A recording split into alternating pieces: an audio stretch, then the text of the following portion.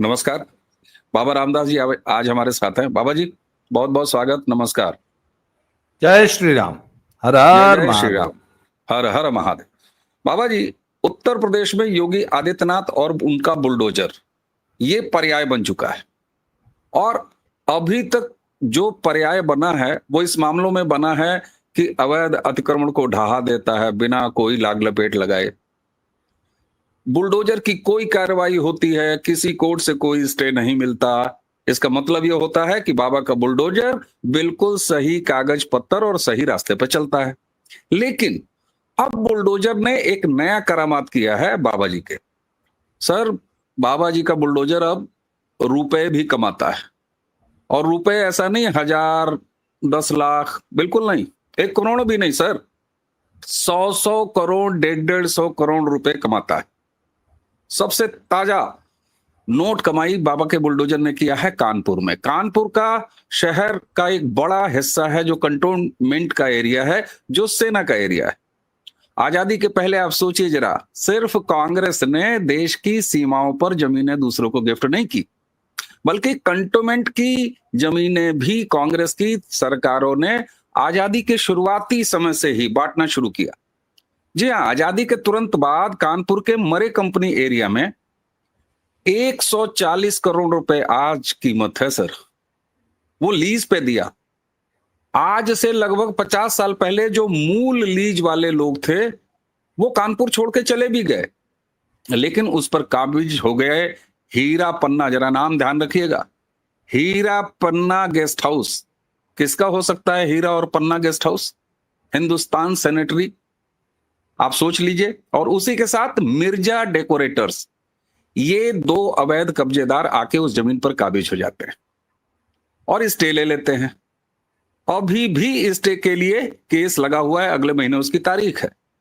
लेकिन बाबा ने, योगी आदित्यनाथ की सरकार ने सेना की मौजूदगी में पुलिस लगा के अटॉर्नी जनरल को खड़ा करके विधिक तरीके से कागज पत्तर के साथ पूरी की पूरी जमीन खाली करा ली, जिसकी मालकियत इस समय 140 करोड़ है। और 140 करोड़ रुपए योगी आदित्यनाथ जी ने मोदी जी के खाते में डाल दिए। जी हां, केंद्र सरकार के खाते में डाल दिए। लोग कहते हैं कि सुप्रीम कोर्ट रोक देगा बाबा का बुलडोजर। सर, कैसे देखते हैं बुलडोजर के इस नए अध्याय को? सर देखिए, एक बड़ी नीति की बात है कि राजा राज नहीं करता है, राजा का एक दंड होता है, राजदंड। राजदंड थोड़ा संस्कृत निष्ठ शब्द है, उसको अगर सरल शब्द में कहा जाए तो डंडा,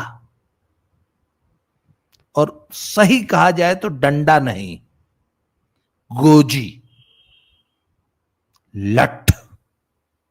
डंडे और लठ में अंतर होता है। बेंत का जो हल्का सा पतला हल्का सा डंडा होता है ना, वो पुलिस को दिया जाता है, उससे सिर्फ पीठ पे नील पड़ता है, एक लकीर पड़ जाती है। चाहे डंडा किसी को मार के, वो भीड़ डिस्पर्सल का। पर सर, हमारे पूर्वांचल में जो मिर्जापुरी लाठी होती थी ना, उसको हम लोग देसी भाषा में कहते हैं गोजी। और पुराने जमाने में मार झगड़ा जौन होखा है, वो कट्टा बम बंदूक न होखा है, गोजी की लड़ाई होखा है। और लठैत होते थे बड़े बड़े दबंग, जो उस जमाने में भी माफियागिरी थी, तो लठैत रखते थे लोग। तो मेरे पिताजी बताते हैं कि हमन के यहाँ के घुरबारी रहा है, नाम रहा उनका घुरबारी।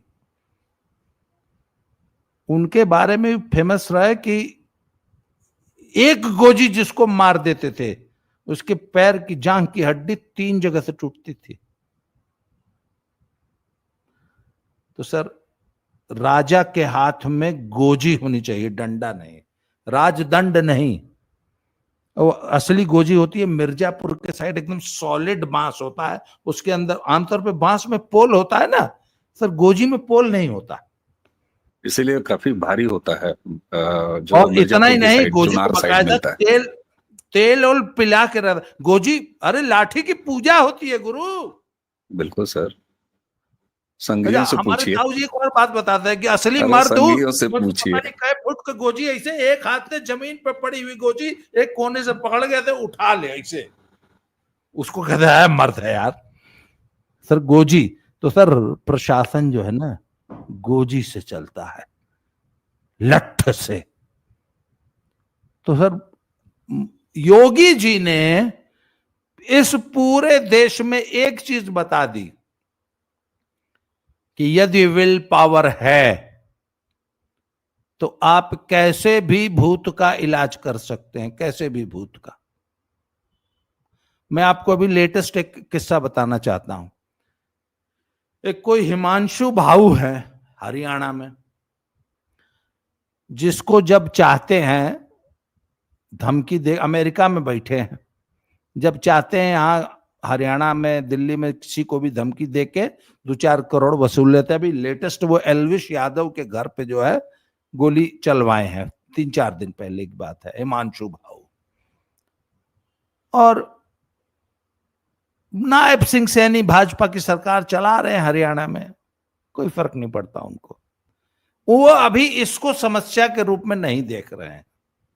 तो मेरी कल एक बात, अच्छा यही हाल पंजाब में है, किसी के भी घर रुका आ जाता है, इतना करोड़ रुपया दे दो, वसूली हो रही है आज तो, दबा के हो रही है। सब अमेरिकन गैंगस्टर जो है वहां बैठ के वसूली है, कनाडा से बैठ के वसूली कर रहे हैं। तो किसी ने पूछा यार क्या कर सकते हैं, मैंने कहा अगर बाबा होते ना, योगी जी की सरकार होती हरियाणा में या पंजाब में, तो अब तक कम से कम 1000 लोगों के घुटने पे गोली लगी होती। और ये जितने गैंगस्टर्स हैं ना, ये वसूली तो छोड़ दो, खांसना और पादना भी भूल जाते। तो सर बात यह है कि राजदंड राज करता है, और जिस राजा का डंडा कमजोर है वह अपने राज्य को बनाना रिपब्लिक, बनाना स्टेट बना देगा, जैसा कि भगवंत मान ने बना दिया है और नायब सिंह सैनी धीरे धीरे बना रहे हैं। तो सर, और बाबा का डंडा तो पहले दिन से, अच्छा जिसका डंडा तगड़ा है सर, उसका सुप्रीम कोर्ट भी कुछ नहीं उखाड़ सकता, क्योंकि हमारे संविधान प्रदत्त जो पूरा सिस्टम है उसमें इतनी जगह है कि आप संविधान के दायरे में रहते हुए भी अच्छे से अच्छे भूत का भूत उतार सकते हैं। तो बाबा ने वो पूरा, अच्छा पूरा एकदम लीगल सिस्टम फॉलो करते हुए। बिल्कुल, मैं यही तो कहता हूं, मैं यही तो कहता हूं सर, कि पिछले जितने 2017 के बाद से बुलडोजर की जितनी कार्रवाइयां हुई हैं, अगर उसके खिलाफ कोई स्टे लेके आया हो तो बता दे। और आपको याद होगा जब सुप्रीम कोर्ट ने बुलडोजर वाली याचिका सुनी, तो जो सो कॉल्ड सोई मीडिया और तलवा चाट मीडिया है, उसने क्या कहा, और बाबा का बुलडोजर रोक दिया सुप्रीम कोर्ट ने, चाबी छीन ली, पेट्रोल सब डीजल हटा लिया, अब क्या करेंगे बाबा। लेकिन हुआ क्या सर, हम लोगों ने तब भी डिस्कस किया था कि बाबा के इनिशिएटिव पर सुप्रीम कोर्ट ने मजबूरी में ही सही लेकिन पूरे देश में बुलडोजर चलने का रास्ता खोल दिया और एक बाकायदे नियमावली बना दी। अब पूरे देश में बुलडोजर चलाए। इच्छा शक्ति की बात होती है सर। एक तरफ बाबा का बुलडोजर, उसमें कंपटीशन हो रहा है, जैसे आपने कहा हरियाणा में नहीं चल रहा है, बीजेपी की ही सरकार है, धामी थोड़ा बहुत चला रहे हैं, ठीक है, हेमंता चला रहे हैं। हालांकि बुलडोजर का आविष्कार जो है प्रशासनिक कामों में सबसे पहले वो हेमंता विश्व शर्मा ने किया असम में। लेकिन सर एक तरफ ऐसा माहौल जहां जीरो टॉलरेंस, अवैध कब्जे में मिर्जा डेकोरेटर्स गए, हीरा पन्ना रेस्टोरेंट गए, दर्शक समझ लें मालिक कौन थे, अवैध कब्जेदार कौन थे, वही जो हरी चादर ओढ़ के बिछा के कहीं भी लेट जाते हैं अवैध कब्जे के लिए। सर एक तरफ ऐसा माहौल चल रहा है देश में, और दूसरी तरफ जंगल राज चलाने वाला, आपने कहा राजदंड और गोजी, वहां मुख्यमंत्री और मुख्यमंत्री का आवास और मुख्यमंत्री का कार्यालय और सरकार ही गुंडा हो जाए और जंगल राज चलाए, और उसकी संततियां राहुल गांधी के नेतृत्व में वोटर जगाओ आंदोलन चला रही हैं बिहार में और कह रही हैं कि हम सरकार बनाएंगे। सर एक ही समय में एक ही देश में इस दो तरह की मानसिकताएं सामाजिक कैसे जिंदा रहती हैं और राजनीतिक मानसिकताएं जिंदा हैं सर? सर एक बात बताऊं, पर जनता अपनी जिम्मेवारी से भाग नहीं सकती। जिस प्रदेश की जनता अराजकता को पसंद करती है, वहां का जो शासक होता है वो जानता है कि अराजकता में ही मेरा वोटर यदि अराजकता में फल फूल रहा है तो वो अराजकता को क्यों हटाएगा। आज मुझे एक बिहार के नेता ट्रेन में मिले, तो मैंने पूछा कि वो जब लालू का जंगल राज अपने पीक पे था क्या कि हम लोग जा रहे थे कलकत्ते, तो पूर्वा एक्सप्रेस में थे, सुबह मुगल सराय से पकड़ी, धड़धड़ाती हुई गाड़ी 120 किलोमीटर की स्पीड से जो है, अच्छा नन्हे पहलवान कुछ मुझे दिखा रहे हैं, चलिए देख लेंगे। तो अचानक गाड़ी स्लो हो गई, तो वो लोकल थे, वो बोला अच्छा था वो फलानी पुलिया आ गई होगी ना, उस वजह से काशन हो गया। 120 की स्पीड से चलती हुई गाड़ी 10 की स्पीड से रेंगने लगी। तो एक पुलिया से गाड़ी गुजर रही, तो उसने देखिए यही पुलिया है। तो मैंने पूछा क्यों ये, बोला यहां पे इस पुलिया की होनी है मरम्मत, मात्र 60,000 रुपए का ठेका है। ये लालू के राज की बात है। कहता है जो लोकल गुंडा है राजद का वो 30,000 रुपया रंगदारी मांग रहा है, तो ठेकेदार बोला है भैया हमरे बस के ना, हमको नहीं चाहिए ठेका। रेलवे की गाड़ी जो है रेंग के चल रही है। ये था जंगल राज। तो मैंने उनसे पूछा कि आखिर लालू इस अराजकता को दूर क्यों नहीं करते। एक अदना सा गुंडा गांव का, उसने पूरी रेलवे के सिस्टम को ठप कर रखा है। कहते कि भैया लालू का जो समर्थक वोटर है, वोट बैंक है, वो इसी अराजकता में ही फलता फूलता है। अगर आज आप लॉ एंड ऑर्डर कंट्रोल कर दीजिए, लालू का समर्थक जो है वो बेचारा त्राय त्राय करने लगेगा।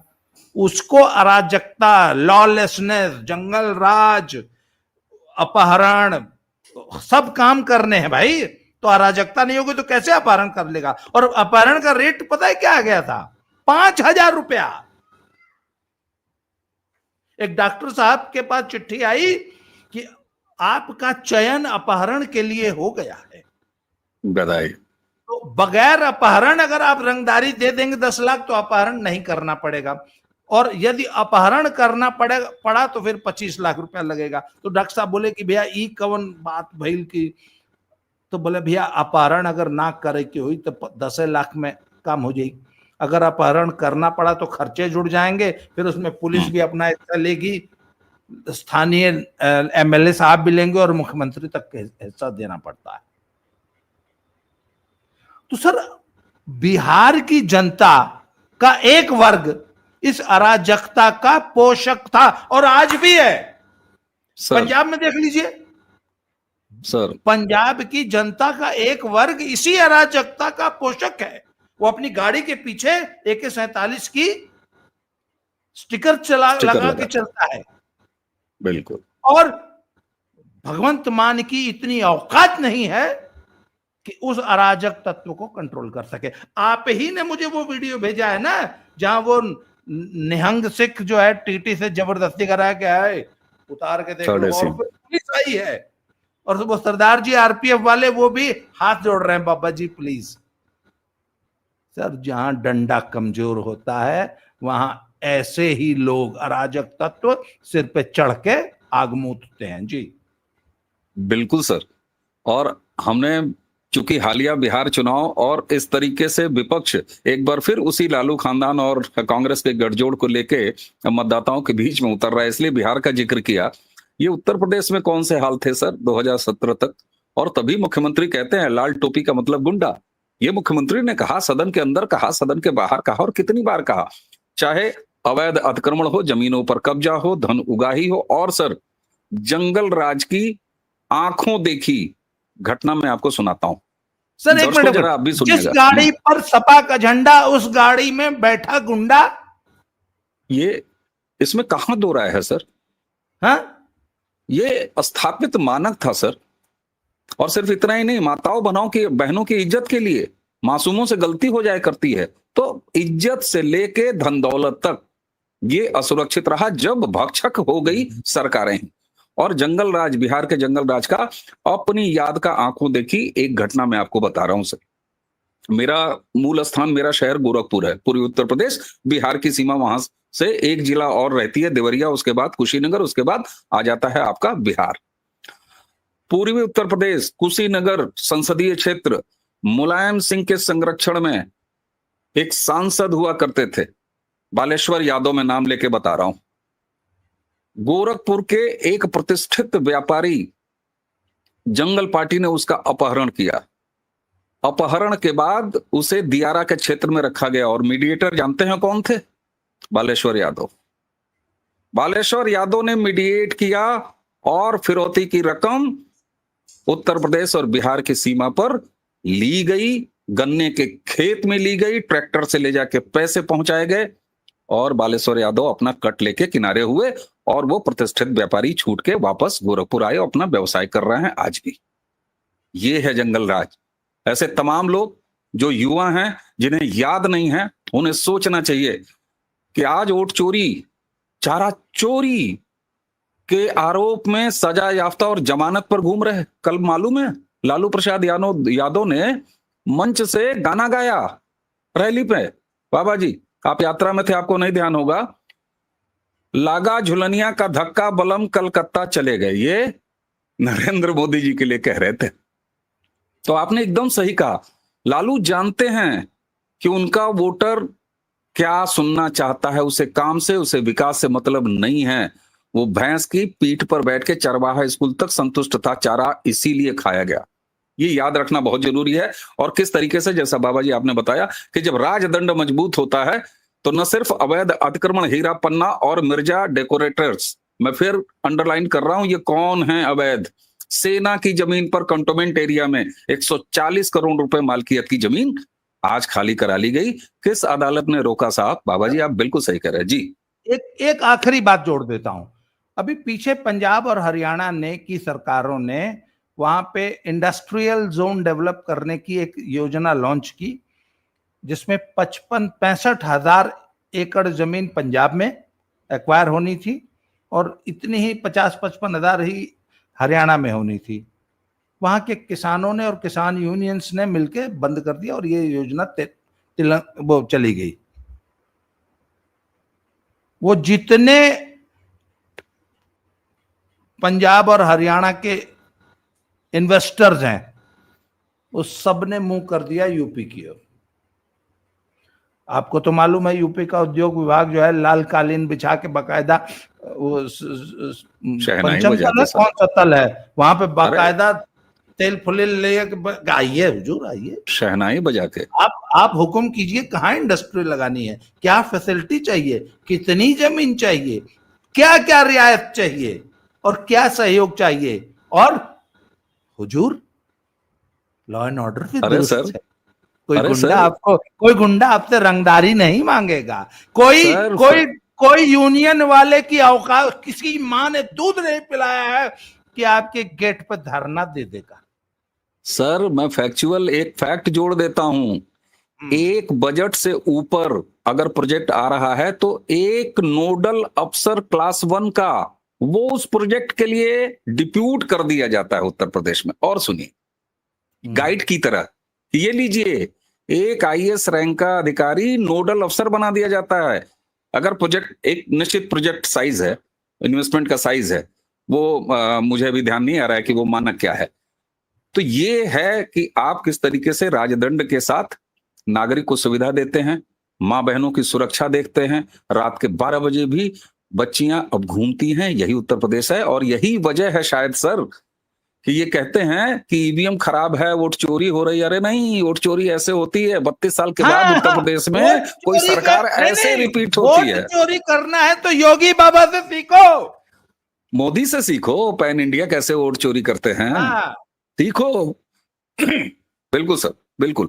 तो ये है बाबा का बुलडोजर, न सिर्फ अवैध तोड़ता है, नोट भी छापता है और डबल इंजन की सरकार के पुरोधा के तौर पर केंद्र सरकार के खाते में 140 करोड़ रुपए कमा के डाल देते हैं। ये है योगी। इस तरह के राजदंड वाला शासन चाहिए।